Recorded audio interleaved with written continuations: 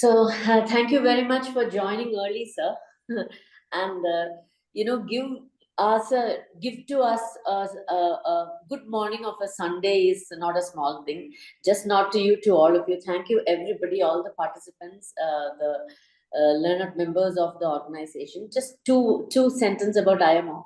International Mediation Organization is a endeavor by few lawyers and chartered accountants and business consultants.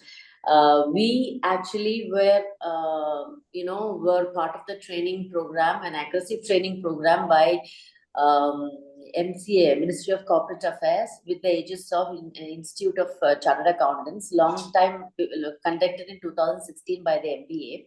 So we certified ourselves as mediators by the MCA, and we're all accredited mediators under the Institute of Corporate Affairs. And we started this trust only with the simple intention to take mediation to all levels of litigation, so that there could be some result, a little bit what we could do. So taking forward that endeavor, we have been conducting this webinar series for the last 2 years, ever since COVID, and this is the third series. And we've been very fortunate to get very, very renowned speakers, and all of us, nobody has said no to us. It is even whether judges, retired judges, senior counsels, all of them have been so supportive, and I'm so happy that the Society of Mediators as such absolutely understand the concept of mediation and the purpose, and how they really unilaterally, say yes to it each time we have to talk about it. Today, I request our president, Dr. Sriram Shekhar sir, to introduce the speaker. I personally know him even otherwise, but I want Dr. Sriram Shekhar to introduce him. Thank you very much. Thank you, Ambali. Hi. Very warm wishes. Good morning to each and every one of you. I deem it as my privilege to welcome Justice K. Kannan, who is happened to be a former Justice of Punjab and Haryana High Court. He was also the chairman of Railway Claim Tribunal at the Principal Bench, New Delhi, where he served the tribunal as a neutral on a pro bono basis to resolve complex commercial cases assigned to him by the Supreme Court.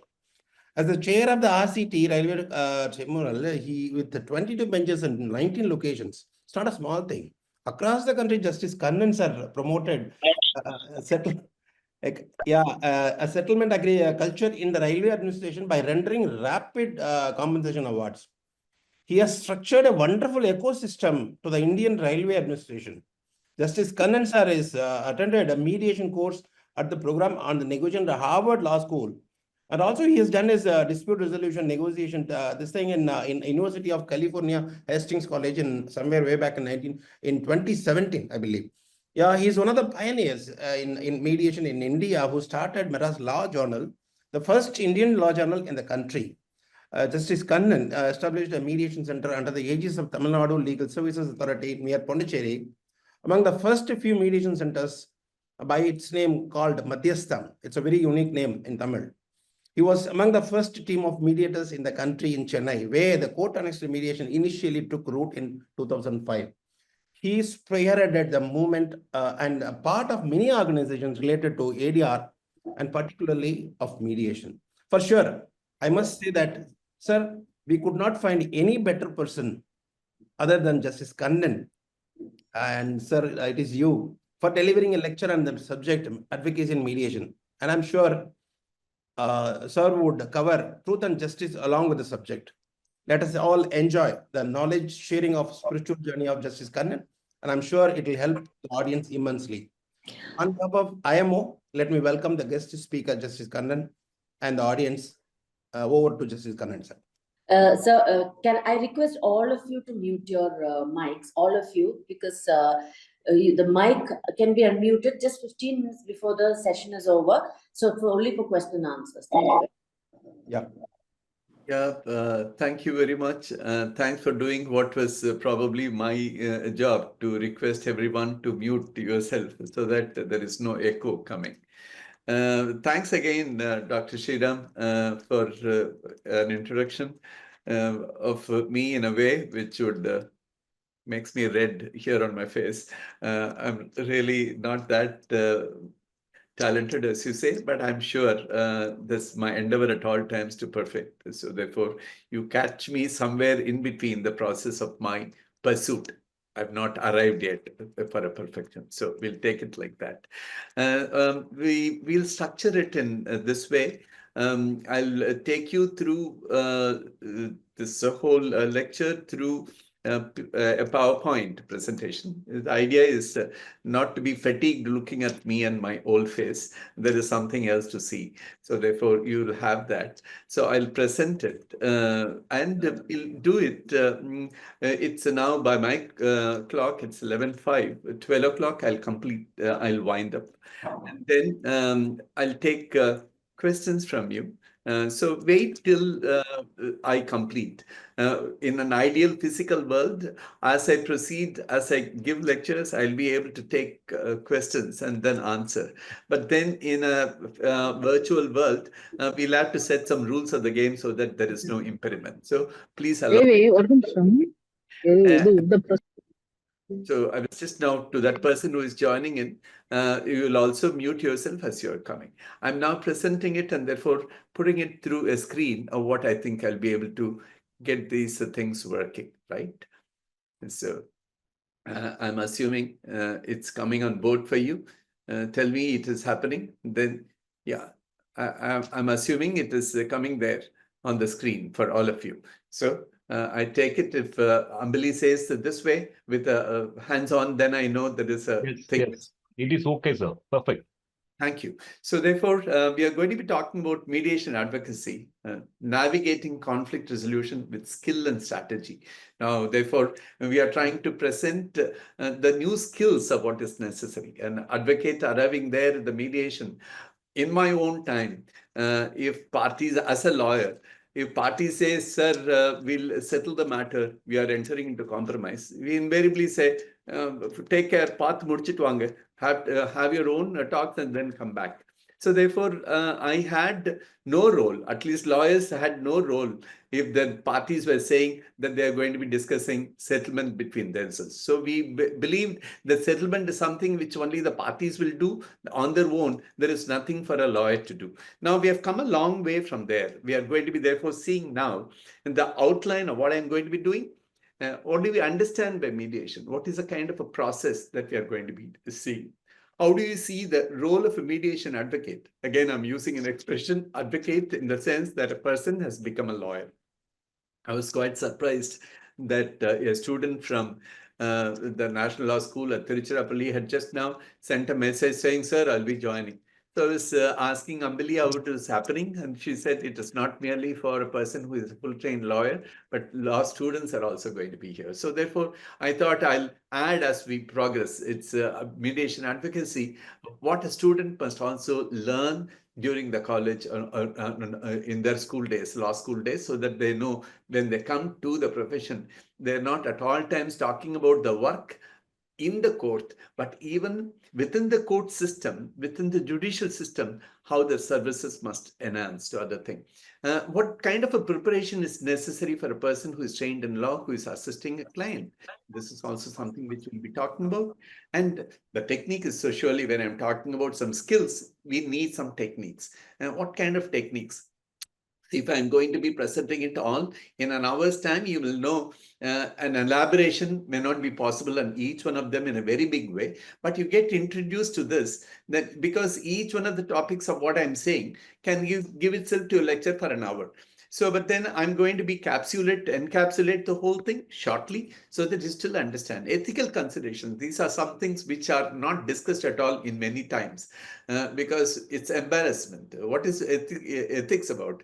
I've had my own teachers who said, don't steal, don't trouble other persons, only limit your wants. Now you don't have a teacher saying that because they don't do it themselves. So isn't that a problem? Yes, it is a problem. We don't talk about ethics because it's inconvenient. I'm trying to therefore with at my age where my own wants are limited, where I have a very clear understanding to what I'm going to be doing in future. So I'll also speak a little bit of ethics. case studies and practical application. This I'm not too sure. I've set it out there depending on the time. If you will ask me anything, I'll be able to tell you. This I thought experientially, what I have seen, what could probably interest in case studies of what I have seen myself. That is why I thought I'd put that as well. Now, understanding mediation, it's a manner of because lawyers now are introduced to it ever since the Civil Procedure Code underwent kind of a change. We all understand. Quickly run through. Now we have a Mediation Act of 2023 that came into effect from 15th September. The rules have not been framed, but still it has some definition. So I had my own definition in previous slides, not anymore, because we have an enactment which defines mediation. Mediation is an inclusive term of what is given there because it does not talk about any particular thing meaning. It talks about an inclusion. In mediation includes a process where referred by the expression mediation, pre-litigation mediation, online mediation. These are all the various types of mediation we are talking about. And conciliation, because arbitration and conciliation, even before it came, we had several enactments. Labor legislation, we talked about conciliation. There are 31 central enactments which makes reference to conciliation. So therefore, you have the Industrial Dispute Act, you have the Workmen's Employees Compensation Act. All these have offices of a commissioner, workman commissioner, or employees commissioner, or you have in Industrial Dispute Act, you have labor officers who have to undertake conciliation where there is a conflict. Before a case can come to a labor court, it has to go through a conciliation process. There must be a failure, and that must be notified, then it comes. So you have these officers were not really trained as mediators or conciliators, but then it's a promotion post. So there is no professionalism about it. They would say, take this, this is the way you must accept. So therefore, they adopted techniques which were not proper. And therefore, now when we have the Act, we have the Arbitration and Conciliation Act, which followed the UNCITRAL, where they declared conciliation to be an effective strategy. And then it has undergone now an amendment when the Mediation Act has come. That Part 3 has gone out of the statute book. So we have mediation as an expansive term, which will include conciliation as well. That is how the definition is given. There, the key principles of mediation and what we need to know is that it talks about neutrality. The person at no point of time. Today, this morning, before we began, Ms. Ambali was telling me about how certain mediators, they use expressions which are kind of probably can unsettle a party. Can you use expressions? What do you kind of expect a mediator to do? A neutrality which must be 100%. At no point of time, I must confess to you, when I was going for some lessons in Harvard, I declared each one was introducing himself or herself. And when the resource persons were asking and knew my background as a High Court judge, they were a little surprised. What are you here for? I said, I've come to unlearn what I have learned. As a judge, I've always judged people whether he's correct or not, whether he's just or not, whether he's truthful or not. Don't do any of those things. Not judging is an important quality. A neutrality of what I must obtain is both persons are correct from their own perspective. That is the Mahamaya, what we always believe in our conduct is correct, and somebody else finds it is not. And therefore, you have conflicts. And when you have conflicts, you also realize that conflicts are between persons who have been very close. It's between husband and wife. It's father and son, brothers and sisters. You have cousins, partners in business. You have shareholders in the company directors. Amongst the directors in the board, there is a problem. See, only persons who are very close come there. So therefore, that conversation, which results in conflicts, and that it is confidential, which cannot be used elsewhere, is a manner of securing an empowerment to the conversation. That's why we have that, and that will also be a key principle there, confidentiality. And a self-determination. At any point of time, you can walk out. There is no compulsion that you can do. In court, it is not like that.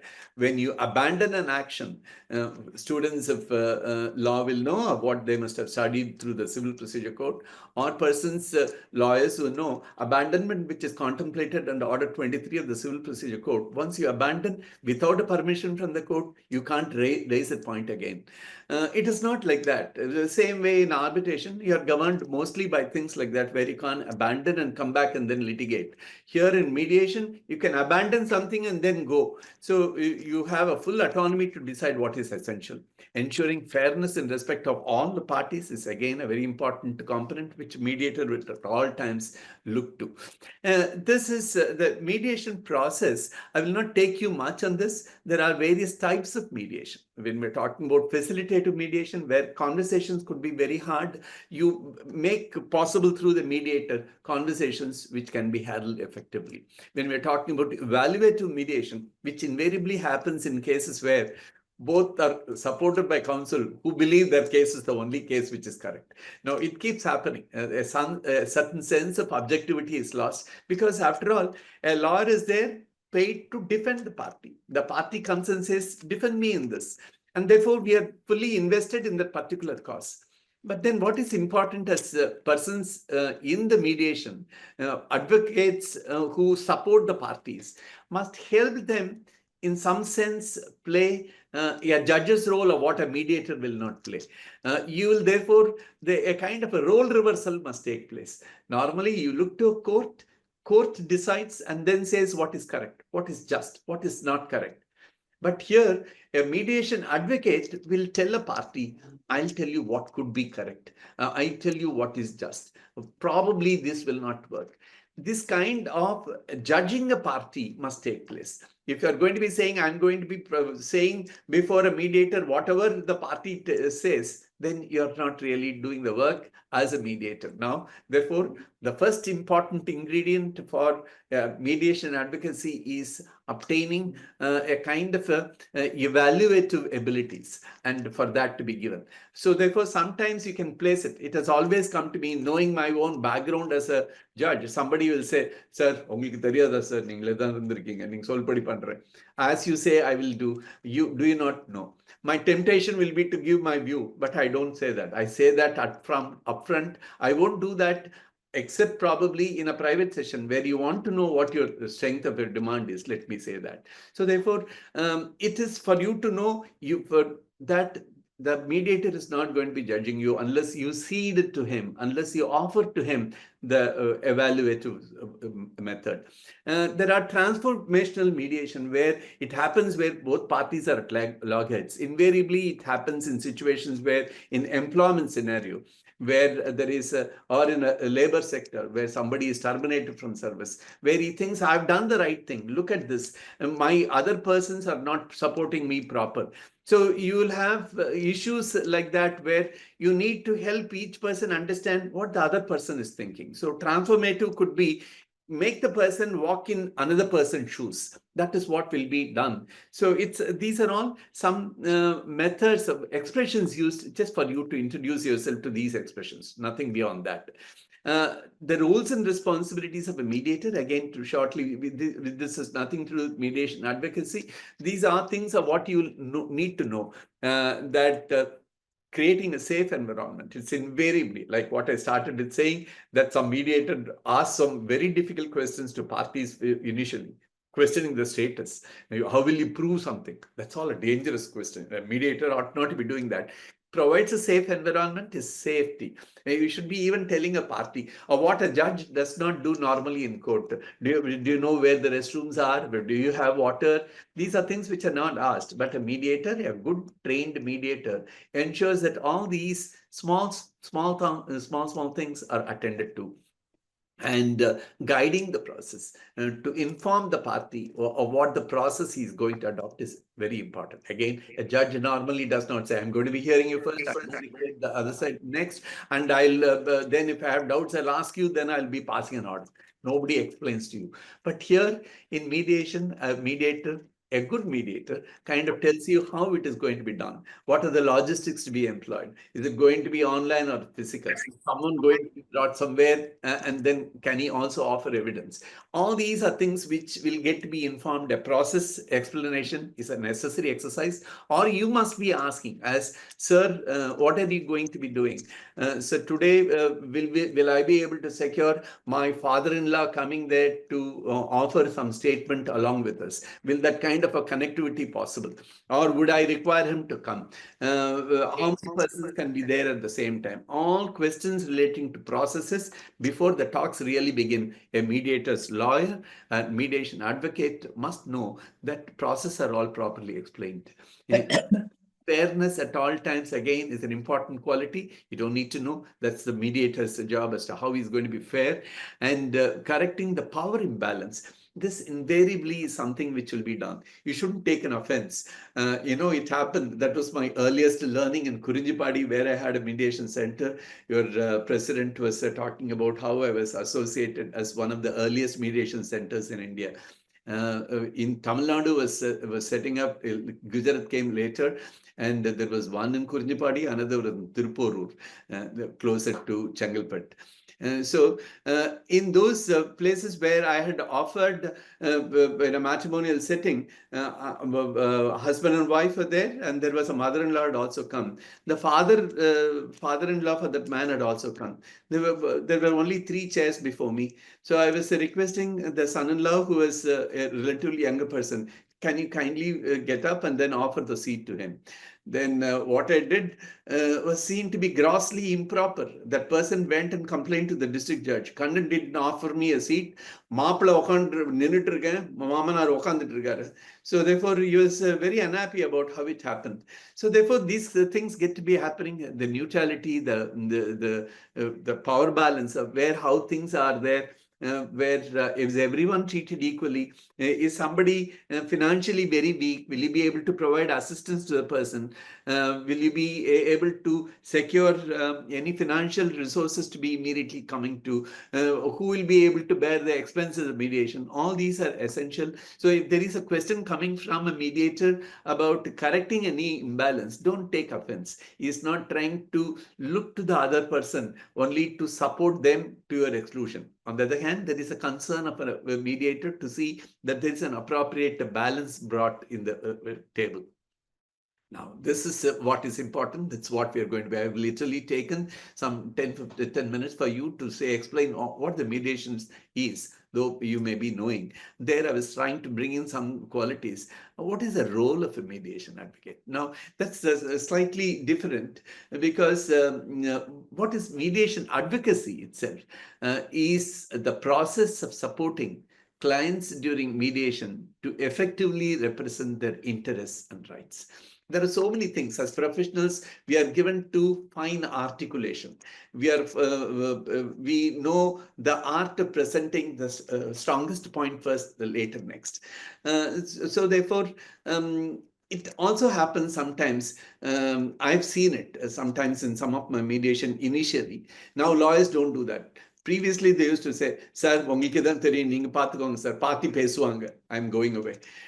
To say that parties will speak, I'm going away. I say, in the scheme of things, if a lawyer is not there, I'm not even prepared to commence mediation talks. Till the lawyer arrives, I don't. Because they know the art, they know how to present. And therefore, when I'm saying that, you need to know that you elicit from the party everything of what is important in a conversation. Try and find what should be set apart, 1, 2, 3. And then encourage the person to speak. And then also you can join at all times. Or you say, I'll now see. நான் என்னெல்லாம் முக்கியமோ அதை சொல்றேன். நீங்க என்ன கூட சேர்க்கணுமோ நீங்களும் சொல்லுங்கம்மா எப்போனா. நீங்களும் சொல்லுங்க எப்போனா. I mean, a kind of a thing of what will not happen in typical court proceeding, where if only a lawyer says, you'll also speak, then probably the party will think, this man probably is not competent, he is not happy and confident himself, therefore he expects me. That's why I can't speak and therefore I'm engaging a lawyer. And why is he or she not prepared to do that? Now, in mediation, they will not make that mistake, and you will not make that mistake.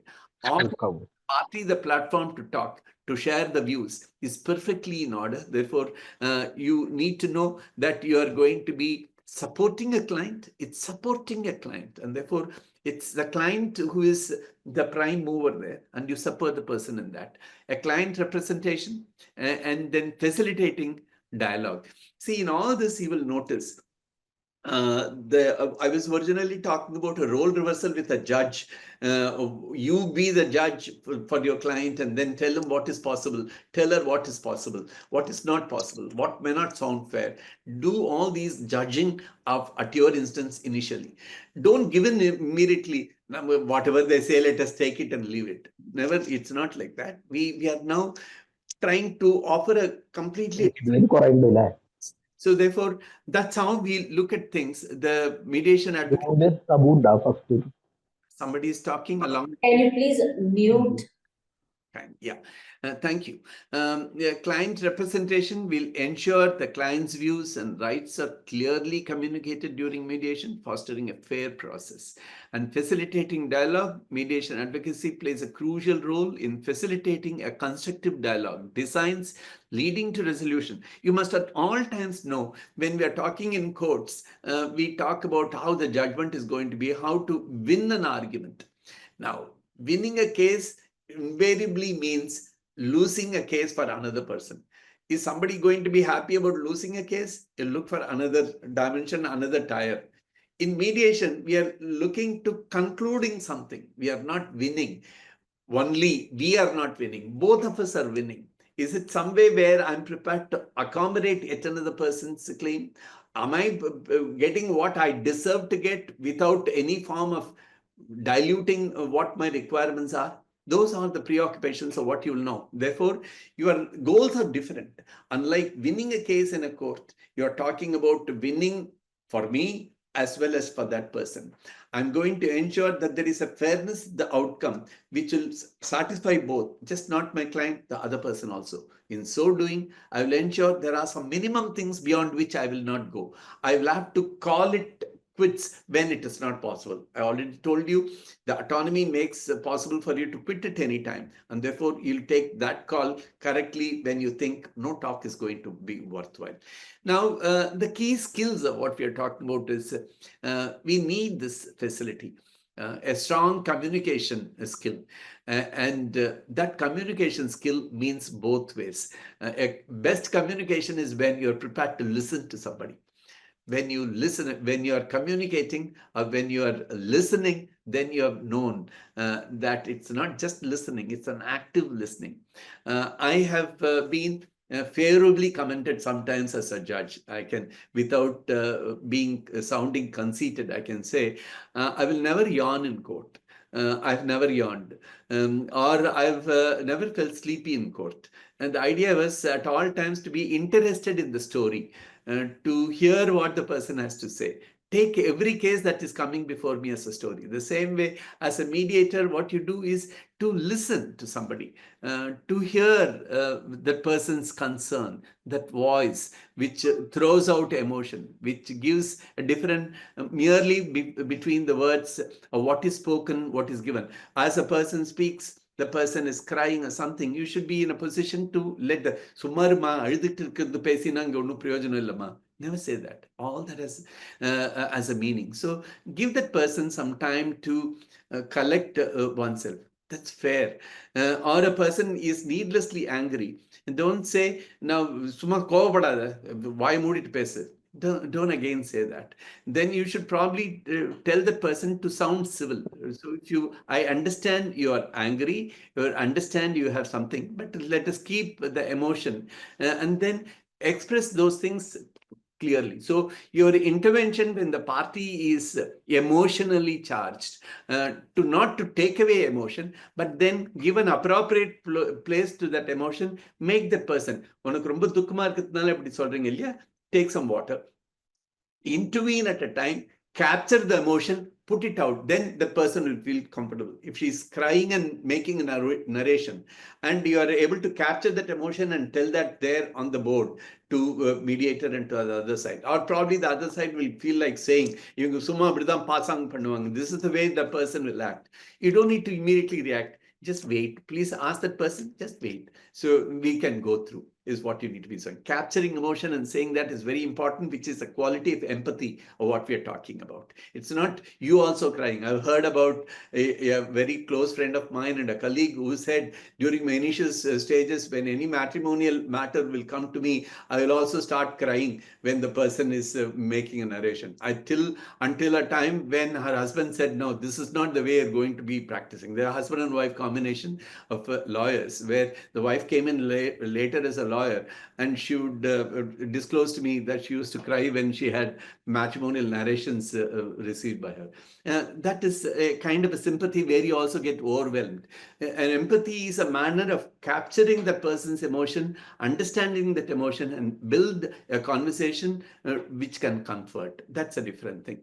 A critical thinking also is necessary. What would work, like I already said, to evaluate and to give new ideas to a whole thing. It can happen in several ways. I've seen it probably that when we have some time for case studies and to say how is the critical thinking really works. I can probably tell you at the time. Let us see. We have more slides to see. One thing of what you will at all times know, that there is a strong difference between what we call as a litigation advocacy and a mediation. From what I told you about mediation, from what I told you about those qualities of what you need to know, you probably have an answer already. In litigation, the characteristics invariably is to find the other person wrong and you're correct. The point is that person is telling the truth. I'm speaking the truth, he's speaking the lies. You don't take it like that. What you're presenting, try to present your faithful and a proper thing. All that is confidential. That's what is important. Many of us paint something differently. We utter falsehood because that is what is going to be taken as evidence. Because you know what is said to be proved in Section 3 of the Evidence Act talks about what a judge believes to be true. So a belief of a judge is built on what you say, and therefore we say things, we puff up things, we modify things, we do all those kind of things. But then when we are talking about mediation, where a fair disclosure is absolutely essential, for you're not trying to prove anything to anyone. That judge is not going to take a decision. I'm going to take a decision. The other party with whom I have a conflict is going to take a decision. Therefore, let us come out with what will work when I'm making a full disclosure. You must be able to encourage the party to do that. And the mediation, therefore, the focus will be at all times to find how I'm going to be given something in order that I collaborate and secure something which is worthwhile. And therefore, the role of what we'll have is you are going to guide the party through a process and ensure that the interests are properly represented. This comes a key expression. I was talking about what we mean by that. The interest of preparing for mediation, therefore, gets to be interest. How are we going to do? What is the initial stages of what you will do for preparing a party for mediation? You must know various situations when it happens. A practitioner invariably knows that a judge asks you to settle. If the case is happening, then says, I don't think facing a party, they are brothers, you are partners, father and son, mother and son are fighting, you should be settling. So therefore, when it comes like that, don't ever respond to the court by saying, sir, we are practicing.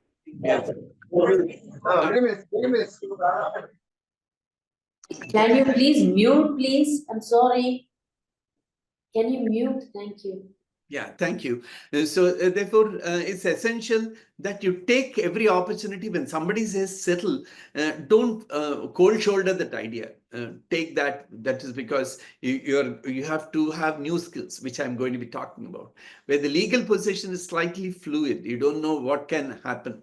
The situation is whether the children born through a particular relationship will be entitled to or not.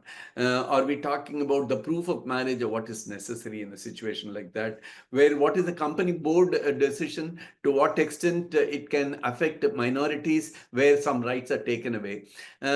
Is there something which is not very, very clear? Then probably it's worthwhile to talk about something or what is fair to the parties or what the law may not assure to them. Where the court decision could be very long. Now, that is why in the Commercial Courts Act, they provide a facility. Section 12A makes possible that before a commercial dispute is brought to court, you need to go through a mediatory process. Don't scuttle that by saying, I have an interim order and therefore I'm coming directly to court. use that as an important occasion, a platform, and a situation where you'll be able to talk to the other side and see what works for you. And you think in a case of what I had again dealt with the case of a Taiwan partner who had a Taiwan company who had wanted placed an order for supply of something from India. And in the mediation or what I saw, they wanted to continue the business again. Again, I'm doing some work now of where somebody terminates the contract. The person is offering to do something. Curiously, the offer that has come on board is, will you collaborate with me? Will you put me in what I'm doing? I'm now hard put for funds. You give me the money, I'm assuring you something. I'll provide the security and things. Where the contestant, the person who is opposed to you, is trying to collaborate with you. So therefore, where you want some continuance of relationship, mediation is probably the best thing to happen. And where the quality of justice is seriously apprehended. No, that's the reality. Unfortunately, we are talking about a court system. We are talking about a judiciary which is not free from corruption, which is not free from appropriate quality. Not everyone is properly endowed. Probably it's a big gamble these days. For you to Yes, can you please mute Gopalakrishnan, sir? yeah, probably the admin will be able to take it completely and mute everyone. That also is possible, except me. So therefore, I'm still heard. So therefore, where the quality of justice is an issue, probably you should be looking for something else. For after all, we secure to ourselves the benefit of what is best for us. So therefore, take it as an occasion to use and negotiate for your client's behalf. Now, more importantly, making time to mediation sessions. This is an important quality. Many of us treat mediation as something which is possible when I'm not working in court. Or mediation is a distraction to me, my court work is lost. Tell the party the importance of a mediatory action. When I'm going to court to argue a case, I'm leaving somebody else to judge. When I'm taking part in mediation, I'm working for you here to judge yourself and then make possible for your own decision. Therefore, my work here is more important. So therefore, don't use expressions what you're used to expressing in court. You don't take an adjournment. You only ask for a rescheduling of a session. You don't really say that I'll work, sir, shall we have it on Saturday in the morning? Or if it's a Friday, can we have it at 5:30 in the evening after my court hours? Try and see if you are working in an establishment where we'll be able to share that work, whether somebody else can go, or will you be able to prepare somebody to go to mediation. Don't give up a chance to be before a mediator where you'll be able to secure in your hands an answer. Therefore, make any time.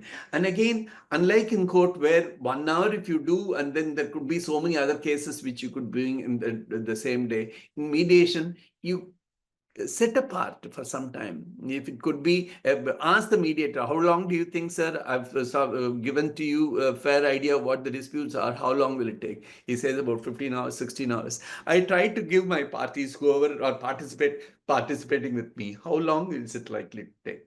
It could take, if I say 3 days, 4 days, I'm talking about full investment in not less than 6 hours in every day. So therefore, 15 hours, 25 hours, that 3-4 days, you identify from your calendar which is suitable. And try to go at one length. Don't decimate it by saying, sir, tomorrow evidence vaangittu varen, proof kondu varen. Don't do that. What you say is good enough proof. On the first day itself, when you're arriving there, take everything of what you're going to be substantiating. If there is anything that you want, ask for disclosures before, and then seek for a rescheduling to a day where I'm still collecting information. Please don't therefore take it. When you arrive, don't say, I'm going to be collecting some information, give me time. I will take an adjournment. Don't do that. Like I said, you will not use any expression of what you're used to hearing in court. Parties must experience that they are trying out a whole new formulation. கோர்ட்ல நடக்கிற மாதிரி எங்கேயும் நடந்ததுன்னா அப்புறம் என்ன பிரயோஜனம்? If you're going to be using merely replicating the practices of what we see in court, which is not very effective, What is the point? So therefore, to work continuously is an important thing. Now, there are case specifics of how you will prepare. Understanding the case and the parties involved is very essential. How well the party is organized in the person's thought. How that person can articulate and give out information to me. What really, you must ask a question. When I said now, please, in a role reversal, find out the merit of your case, do this, ask that question. Why? Because the mediator will ask you this. Why are you asking this? Why are you asking for this? Why are you saying that child custody is very important only to you? Why are you saying that the money, the goods are what you are supplied? I'm sending it back, you give me fresh supply. Why? Asking why is important. Ask again what else is necessary is a manner of how the other side is going to be talking about. So you're really transporting yourself to what other person you learned to hear the other side, what and why is when you see the reason for the behavior, how you'll find the reason. How is it done? How the person you're finding something. So that why, what, how are important questions to you, because the mediator will be asking all these things, that you're preparing your party in a way which is appropriate to respond. That's essential. And unlike, like I said in previous slides, you are going to be preparing a party, the outcome. This is what is likely to happen. This is what we are expecting. Don't you think this we can probably avoid and then ask something else? So therefore, a common ground help the mediator also. Sir, these are all the items which we have understood. And then we'll be discussing these areas where we are not finding very easy answers. I had now recently a mediation where one party was connecting from Dubai, yet another party from Mumbai. And then in the mediation, the issue was about division of assets in a matrimonial settlement. I was trying to figure out that there are seemed like so many subjects of division, differences of opinion from the mediation briefs. But when I began and asked, are there some areas where we are not prepared to take issues and then accept what the other person is saying? I really was surprised. Then by the time they put mediation briefs on, and when they were coming for a discussion, they said, no, sir, this issue relating to the purchase of property and the circumstances here in Mulund, I'm not now going to be discussing. The property which was purchased in Dubai, how much of money which I was taking from my wife, I'm not going to dispute. So I suddenly found areas of dispute and areas where they were in agreement with, they were substantial. A concession in court may not be very easy. For having conceded, you may not be able to withdraw. Here, a concession means nothing. You are only enabling further talks. And then later, those concessions can be, if it does not come as a global settlement, some concession of what we gave did not fetter us at all. So you can withdraw it at any time. So you understand, you as an advocate assisting the party, try to find the areas of differences and then see what would work with the other person. Preparation for the mediation brief, again, it's a mediation brief we are talking about. Brief must be really brief, unlike in court proceedings. And then inform the party what your expectations are. What is it that you want to secure ultimately? What is not capable of being given up at all? What is the minimum that you're requiring? Be realistic there.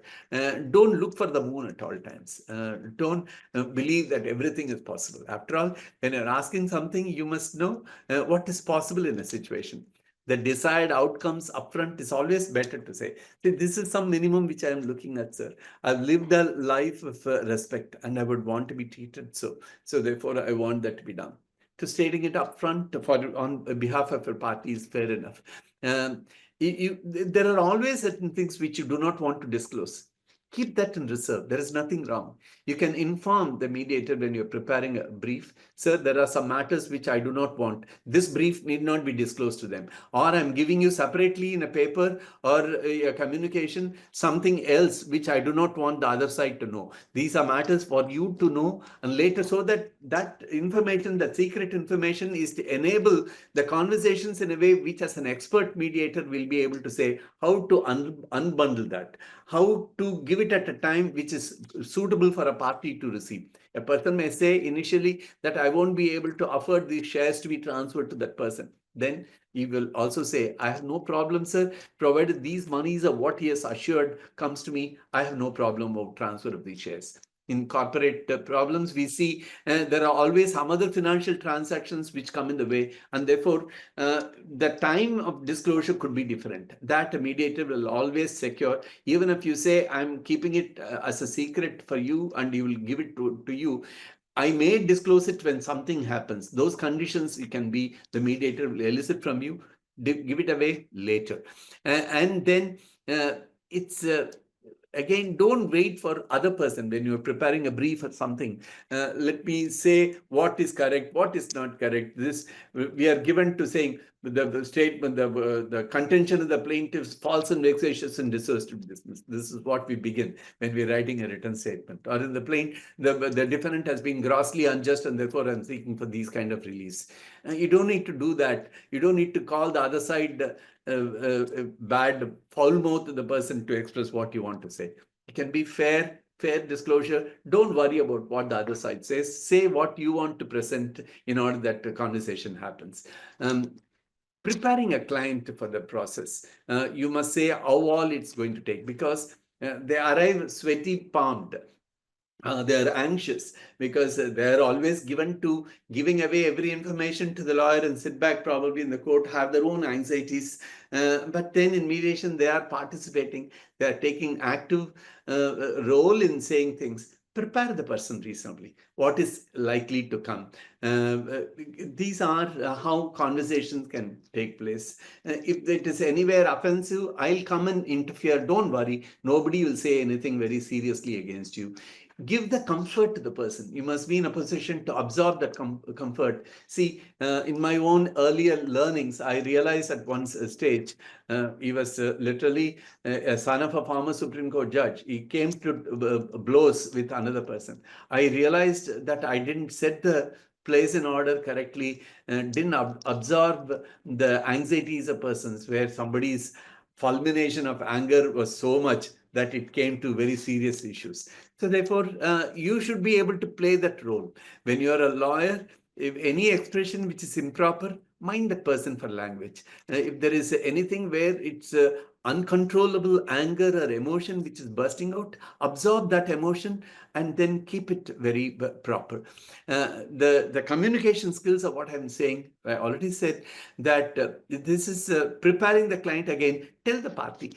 Don't immediately join issues and then make an object. Please note down what the other person says is wrong. So therefore, it's essential for you to prepare the person correctly and then let the person know that there is a time for that person to respond and it will be adequately responded to. A strategy of what I think there are several things which I've given, setting clear objectives, anticipating what the other side is going to be saying, outlining possible solutions. You do what can all happen, and flexibility in strategy. This is something which probably we need. I've already come to a mediation table looking for return of money for the goods which I've supplied. Now, there is an issue of what he is saying, I'm prepared to repair it and give to you, if that is what is the issue. Or he is going to say, let me supply something else of what I'm capable of doing. I'll be able to do that. That's also your requirement. Originally, you only thought of, you came there to thinking your intended suit was for recovery of money. He is now saying that he'll continue something, he will repair something. Or you'll construct a building and come where I've given money, he has not constructed within time, you're looking for return of the proper money of what you've given, or looking for damages, and he is offering something else. Don't immediately reject it. For you to evaluate how those things are, to keep a very important thing. And I said in previously, before I commenced, I was telling Ambali that an important quality of what is essential is that in compromises, it is compromised. We use that expression in a sense where you give up something. It need not be so. You need not give up anything. You can probably add value. In an industrial mediation of what is taking place in Kerala, when people were talking about the depletion of water table and making a case against Coca-Cola company, they realized that water is essential for setting up the plant, where they realized that there were about 800 people in the village who were getting employed. So how do we improve these situations? Now, how do we strategize water conservation? Again, we are not talking about depletion of table is real. How do we rejuvenate the groundwater table? Strategies on that. How do I establish some parks where the company was prepared to establish some park for children and persons, and therefore something of what they're losing, they're getting some benefit. Employment is a benefit. Where there is a park for recreation for children is a benefit. Now, new ideas of water conservation is also explained. How you can recycle water, which is a wastewater, was also propagated and put in place. So now here you're literally enlarging the pie. You're securing larger interest for both persons. Those are the things which are possible, which will be able to explain and make it work for parties. And then that technique of what I think for effective mediation advocacy, among other things, these are again some repetitive things, but I'm setting it in some context. All these things are again effective communication skill. Negotiating skill is something which is important. This is negotiation. How do we mean negotiation? I can tell you literally, how do you use an expression? For instance, in a typical child custody case, supposing the father knows the manner of taunting a wife is to demand a custody for the child of which the mother is keeping custody. Say, nothing, we are not going to be discussing, sir, unless the custody is given to me. I have the resources, I'm earning. She is not having any money. She is looking on the tender mercies of her father and mother. She doesn't have good things. I can do that. I can give good education. Now, I says, now I want the custody. Now, as a person appearing for a wife, you must be able to respond correctly. What is the language which you'll use? Don't say no. Saying no does not really work. You must know to say yes and bring a no in between and say yes again. This is a strategy. Bring a no between two yeses. How do I do that? You begin with saying, no, sir, it's not possible, sir. The question of granting custody, if you are saying, if you are going to say like that, it won't work. Say like that. Yes, I understand why he is asking for custody. As a father, he has a place and in life of the child, and therefore he is asking. But no, sir, it's not possible. Then bring a no later. You acknowledge a person's reason why he is doing that, even before he discloses it. You know the importance. You say no later. No, I can't do that because this is the only thing which makes the child requires my emotional support. He goes to work from morning through evening. I have lesser number of hours of work. This may not be true in all situations. A wife could be working as much as her husband is, but then I'm giving a normal situation. You know, social conditions are where economic dependence is more for a woman on a man. Now things are changing. The changing dynamics are women are more resourceful. They do more things. All that kind of things happen. But then acknowledge these things. You say no, why it can't be done? Yes, later. Sir, I can't hand over custody. I'm prepared to allow him the benefit of visitations. So this kind of coming later with the yes. Yes, I'll do something else. I'll give an alternative at that time. These are negotiating strategies of how it'll be there. And therefore, these are constructive dialogues. These are things when we are making suggestions, we are giving something constructively. That is the reason why we are responding in a particular way. Managing emotion. This again, I was talking about previously, where I said, absorb that emotion. Capture the emotion of what the party is saying. Don't allow that emotion to overwhelm that person. You try and explain to the other person, this is what I understand. Mister, this is a situation where you're angry, but then you should be employing appropriate expressions. You say that correctly. So therefore, take absorbing emotions from parties and then reflecting it and mirroring it to the mediator and to the other side, what your emotions are, and then carry on the further dialogue. That's what is important. The conflict dynamics of what is understanding is to crucial to keep the mediation process respectful and productive. Otherwise, it can come to blows. Somebody anger may do something which is not appropriate at all. So for you to be capturing an anger and you acknowledge this is what you are angry, then he's happy. And that somebody understands that, then let me say that what is required to be stated. So again, that it is in our hands when we are appearing for a party to ensure that there is an amiable atmosphere. எனக்கு ரொம்ப கோவம் வந்துச்சுங்க, கண்ணாமண்ணான்னு பேசிட்டேன். All that is fine. Kannamnan பேசுற விஷயம், that's a different place. Here, you say that you don't need to keep back any expression, but then keep it respectful. That another person also looks to solution. That is why he is coming there to mediation is an important thing. So therefore, that conflict dynamics of what you understand is that you keep the conversations, even when you capture the emotions, be respectful in the way that you'll see that. And this is something which I think you still know. You don't ever say, we had a senior counsel who was, when you, at one point of time, if anyone refers to Advocate General, it must be only R. Krishnamurthy. That was a kind of a popularity that he had in Chennai. He would say something. I've heard him saying that to me once. I asked him in pure surprise, how is this man doesn't utter a word, one word wrongly against other counsel. The other side, the counsel does not understand. You may keep quiet. You will never find any expressions like that from Mr. R. Krishnamurthy. Then you will always, when the judge says something, no, my lord, it is not like that. You'll never say that. You'll bow down, wait, keep quiet for some time, respond measured way. Yes, my lord, that may be so. But I think that but contains everything. And that difference is when he brings it later. So therefore, it's the same way about a mediator. Make a mediator believe that you're interested in finding solutions. Make the mediator believe that we can work out to a solution, sir, because building a rapport is absolutely essential. And I was told at one point of time, how do you bring a rapport? They said now, in the Harvard mediation class of what we were attending, each one was asked to pick a person to whom you would have said you would say something which you have not told anyone in the world. Imagine something like that. You've not told that to your son, you're not your daughter, not your wife, not your father. Say that to that person. Could it ever happen? They made it happen. On that day, I realized I could say something which I've never told my wife.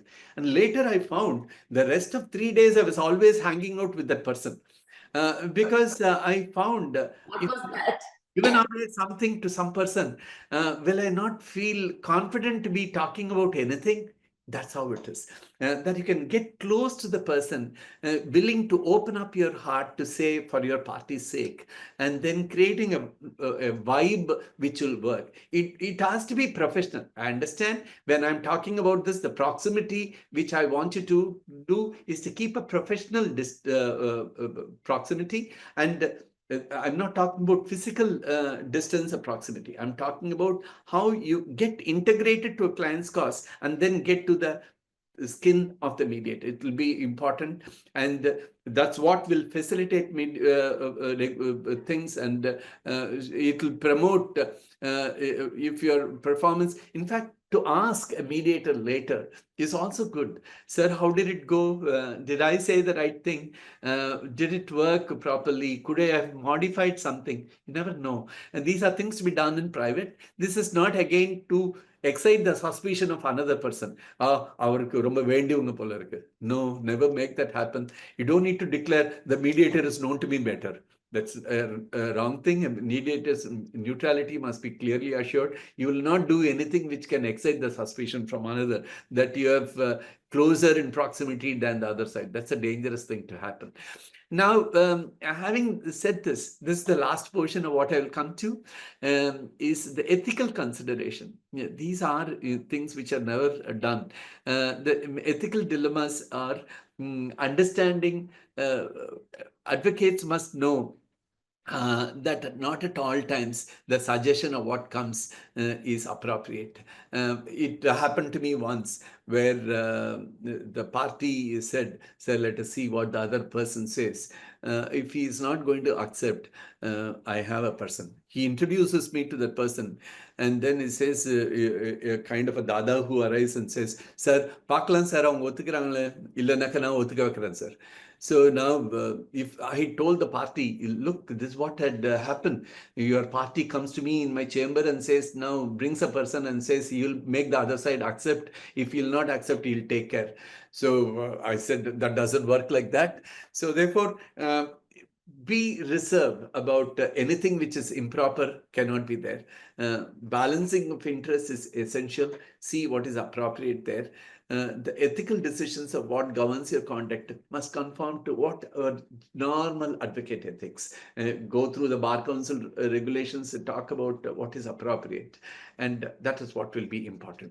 So the professional standards of what are there through the Bar Council rules gives you, in fact, the Mediation Act talks about some ethics, a confidentiality of what we'll maintain. You will not use it elsewhere. You will not put it in the Facebook thing. Might talk with that person. I've given away this, that. So ethical considerations require you to play it down. So this is what I thought I must end with, of what the ethical considerations are and where we need to draw a line. So I assured you an hour, and less than an hour. If I started at 11:05, I conclude at 12. And we have full 15 minutes, I think. Ambali would say she'll be able to navigate what is correct. And with this, I stop. Thank you so much. There is nothing I could have expected better. That you have been gracious to allow me the benefit of making what was essential for me to be telling you, and therefore I've said that. Thank you. And to you, the person who is at admin will take care. Whoever wants to ask a question can, if they're comfortable, put that in the chat box. Or if you want to raise a question, please put up a hand, and probably Ambali or whoever is the admin will be able to secure that person to raise a question. You will unmute yourself and make the question. I am seeing Krishna Mohan raising the hand. Please go, Krishna Mohan. Please unmute yourself, raise the question. Hello, sir. Firstly, thank you for this extremely engaging presentation, sir. I had a sort of ignorant question, maybe as a law student, to you. How do you balance the confidentiality that you're supposed to maintain with your as a mediator with the people that you're mediating with, along with the disclosure that is required from them, especially in a commercial mediation, sir? When they are required to be stating something, and yet sort of your confidentiality binds you from having to discuss that with the other party. Okay. I never said confidentiality is a manner of keeping something from even the other side. I was saying the conversation there in mediation sessions are confidential, for you will not be able to force an admission of that elsewhere if it does not come to. That is one.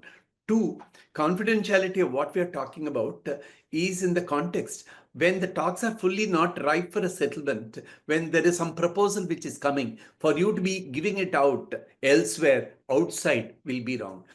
You can also say now, for instance, the confidentiality what it was one company was withdrawing. This is about a mediation which exercise. I keep confidential several names and situations, but I give you a larger context where the confidentiality was the contract was sought to be cancelled because the respondent company had engaged in some corrupt practices to secure the order. So this was seen from the claimant's employees having been approached already, and then they were literally induced to taking a contract. Later they realized they were therefore cancelling the contract. The party had informed, "Sir, we had really given some money, we had given some offers, some bribes to them in order that we had this contract.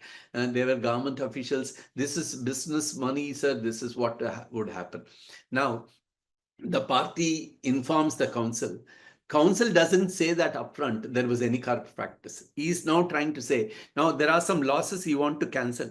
Can we now do this business on these lines? You are assuming that something has gone wrong. What wrong? Do you believe the prices were high, or do you believe the quality was bad? Shall we be able to repair something? All that you can probably tell the arbitrator, mediator again. So there were some issues.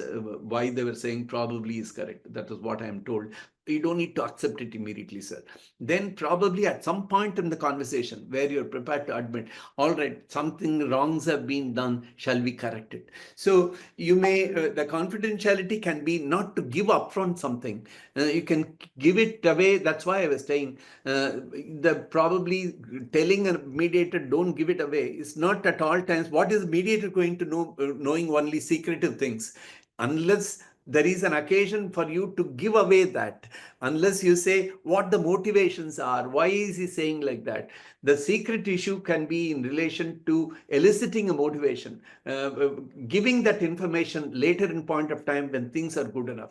That's how it is. So therefore, finding an appropriate time. Confidentiality cannot be at all times confidential. At some point of time, there is in relation to a Bombay mediation which I did, the confidentiality with reference to clause of settlement of a breach of a patent, what somebody had done from Calcutta to a foreign manufacturer.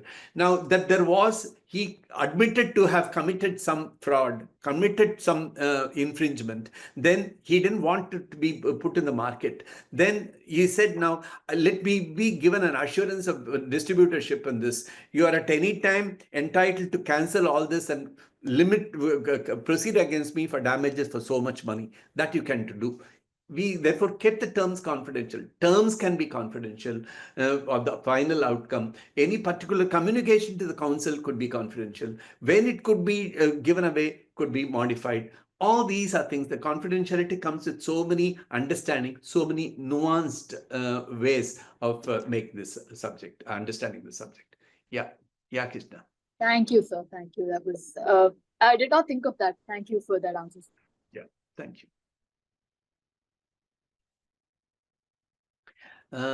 That's KU Srinivasan. Thank you, sir. Wonderful session I've attended. Well explained about ethics, rapport building. Okay, thank you, Mr. Srinivasan. Do we have anyone else? There's a question. How can advocates identify and address power imbalances in mediation?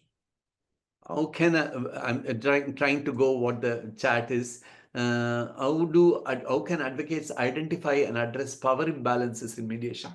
It's invariably an imbalance comes through economic or social disempowerment.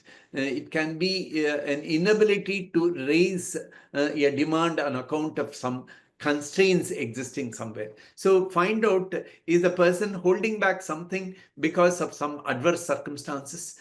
You try to neutralize. In a matrimonial settlement, I've always found the power imbalance was a person is poorly provided for, not being maintained properly. Don't begin mediation till you say, now, please make this money available to that person. Otherwise, I'm not beginning mediation. Or you tell the other side party before the mediator, sir, there's nothing wrong about disclosing your weak position. Sir, this talk cannot happen if my father-in-law also comes for a mediation. I don't want that. Mediation could fail by the presence of some person. So imbalance can arise in so many ways. Imbalance, economic imbalance, the presence of some person to create a problem in whatever situation where you believe talks cannot be open and frank. You make your own assessment. There can be 100 situations where it can't be fair. It cannot, there is a complete tilt. So make that call depending on, are you sure that conversations cannot be free and frank? Conversations could be fettered by fear and apprehensions. Now, if you are seeing that these qualities are taken out, then you have ensured that it's possible. You'll be able to demand something before a mediator to the other side, that let these things be done, then we'll be able to do. It's not setting up impossible conditions. Then again, I would request you to think of a flexible strategy. When you're asking something to create an appropriate balance, try to have some alternatives. If this is not done, is this all right? Is venue all right? Is the venue the problem? Could it be a better mode of communication? Shall I remain outside and then communicate online? Try and see in whatever way conversations are congenial, that is made possible without an imbalance. That's the way I mentioned when you say, how do you understand, identify imbalance? It will be imbalance in whatever sense. Ask that question and then finding an answer. He says, Sankravel asks a question, how can advocates disclose biases and limitations in a way that maintains trust and credibility with clients and other parties? Extraordinary. It's Harvard has a particular thing about the way biases. It is called as testyourbias.com. It is a 20-minute exercise. Please put that there and then see how are you rid of biases. The biases could be that you could be biased against religion, you could be biased against certain classes of persons who think these person in these caste people are always like this. This in the ஊர்க்காரங்கெல்லாம் அப்படிதான் sir. So therefore you have various biases. You have your own built-in biases of where that person is. Sir, the other council is always a problem, sir. You will not accept. The other party, we have already gone through, sir. It will not happen. So there, how do you disclose your bias? Say that. Now, if you have a bias, tell the mediator in confidence, sir, let me confess to you, sir, things can't work. I am seriously biased. So don't give away your bias to the other side. Don't say like that. Then you may tell the mediator, sir, I have some issues. I'm used to this kind of conversation from this person. How do we handle? Mediator will have an answer. How do you see it now? So you'll be, see, the disclosure of bias is when you employ an expression like a bias, we say now there is some reason beyond what is seen on face. There is something else which drives me to think my inferences are like this because I know of this person's predisposition. So therefore, that mediator will be able to help you get out of the bias. So therefore, that's how, if you can do that in a private session, do that. But believe that not having biases in a mediation is the most ideal situation. That we all have biases, we understand. But that we get rid of that quality is an important thing. You can therefore put a check to yourself of what is a bias, test your bias. You'll be able to be very honest in your responses. All it takes is only 20 minutes. After this session is over, and if you are overwhelmed with the question about bias, testyourbias.com, you see that, and then you will be run through. You will have to be required to say what your profession is, what is your subject, where do you believe your biases are. It will ask you some questions and then take a 20-minute query, you will know. So therefore, that's an important thing that you said, that Sankravel talks about. How do we disclose our biases? We have biases. Recognition of that itself is a very big thing. Not everyone will acknowledge that they have biases. That we need to acknowledge that we have biases is important. Then there is a way of getting out of it. So, sir, I have a question. yes, somebody. So just if you can just step back a bit and answer this. So can we say that if you are a mediator and your expectation of as an assisting lawyer, I mean either party's assisting lawyer is X, can it be different if I ask another mediator? Can you? Can it be a different expectation if I ask another mediator? There is if you are not happy with a mediator, you're asking for another mediator. Is that No. See, I am sitting on mediation with you. Now, you just said, you told the initial time that I don't start my session without the lawyer because the lawyer's role as a shock absorber to this whole thing makes a lot of sense to you. Correct. You would not want to completely eliminate the lawyer from the process. Correct. So, would it be different for another mediator? I'm just asking because I mean. In fact, I know, in fact, I'm happy you're bringing it. 3 days back, I was in Bhopal. This was a workshop for family court persons. My co-mediator, I'm not naming the person, my co-panelist, the resource person, was a judge from Telangana. She was saying she had been a family court judge herself before her elevation. So she said, whenever I had the conciliation to be brought to my court, I always requested lawyers to keep away. See, family court, the way it was made, and when the parliament, Kaushal was responding to keeping the lawyers away, which was against the provision of the Advocates Act. The query in the parliament was, why do you want to keep the lawyers away? The response from the law minister was, lawyers always spoil mediations and they want to drive litigations, some more litigation they have. This was at one stage. Now, there are two reasons why I will not accept this theory. For if you are talking about excluding lawyers, mediation movement itself will fail unless you take an inclusive. That we are talking about inclusion in so many ways, Ambali. You will recognize that in the social life of what we have, we are talking about inclusive life. We are talking about handicapped people are not handicapped anymore. They are differently able. We are using expressions which are not blind. You don't say that visually challenged. We are using very different expressions, don't we? Same way, you find that another person does not believe in lawyer and says that it happens. It's a thing. I would convince. In fact, on that session, as I was concluding, I was talking about the importance of lawyers without whom we won't be able to succeed anything. So I was taking time to speak to that judge and said her own assessment at some point of time probably was keeping in with some legislative framework. It's fine. But then that does not, wherever you believe that. My experience again as a judge is, if lawyers are boycotting courts and if I want to do the work still, I have found it's impossible for me to go more than 5 cases. With lawyers, I would have done 50 cases. So therefore, he knows what he has to say. She knows how to articulate correctly and say. For me to let the parties to speak at all times, they'll go on and on and on and on. So to get a focus, it's always done better through lawyers. So it is our daily experience that somebody does not feel aligned to the thought lawyers' presence could help. But I believe completely, wholeheartedly, like I keep saying, I invest all my faith in a whole new generation. Mine is a failed generation. Probably we did something at all times to fight everything. My father would say, don't give away what are all the books which you're citing. Put it there on the table. Not anymore. I tell persons, no, go and declare to the person, these are the judgments, brother, I'm going to be citing. Will I know? Do you have anything? I have my differences. Will I do that? In a talk to lawyers at some point of time, I said, now how changing advocacy, the pattern. I remember in my earlier days, one of those senior lawyer friends who had told me, I am so close to that person to the extent to which we even share judgments.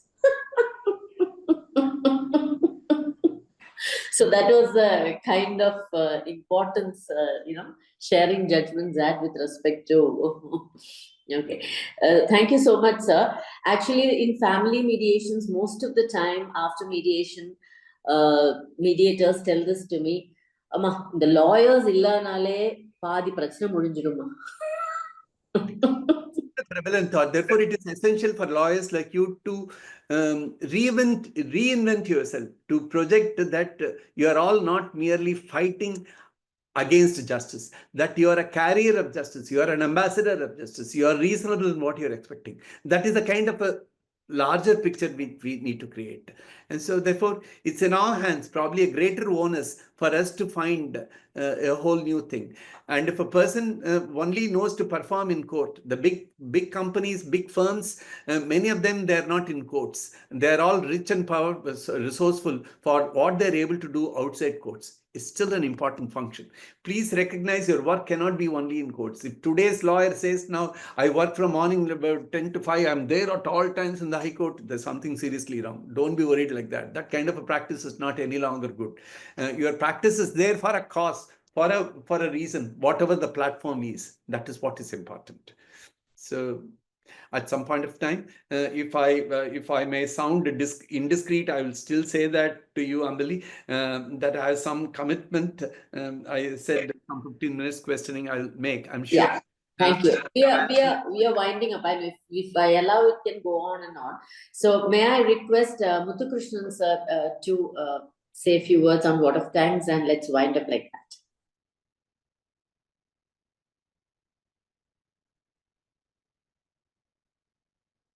Yeah, still muted. No, it's still muted, Mr. Muthukrishnan. Sincerely thank our Justice Kanan sir, who was very kind During his tenure, he was kind, calm, quiet, and maintaining the utmost judicial discipline. Afterwards, now we are able to see a dynamic change in his lordship's functioning, busy, active, doing lot of work in the field of arbitration and mediation. On behalf of all of us, and especially IMO, I thank your lordships for sparing your valuable time on this Sunday and giving all the nooks and corners, starting from uh, giving several examples which your lordships have faced in your life. We sincerely thank on behalf of the IMO wholeheartedly lordships. I sincerely thank our President, Mr. Sriram Sagar, Vijay Kumari Madam, Auditor Aruloli Sir, Ambuli Madam, and Sankarvel Sir, Mr. Srinivasan Sir, Sivakumar Sir, and Prem Rajakumari, who are doing wonderful work for continuing this session. I thank all the participants who have taken an active role. The Lordship's words are to be taken in golden letters. We thank your Lordships, the presentation to be sent to us so that if anybody asks us, we will be able to help them. We sincerely thank once again on my behalf, on behalf of the IMO and CMO, thank your Lordships and all the friends. Thank you, thank you, thank you.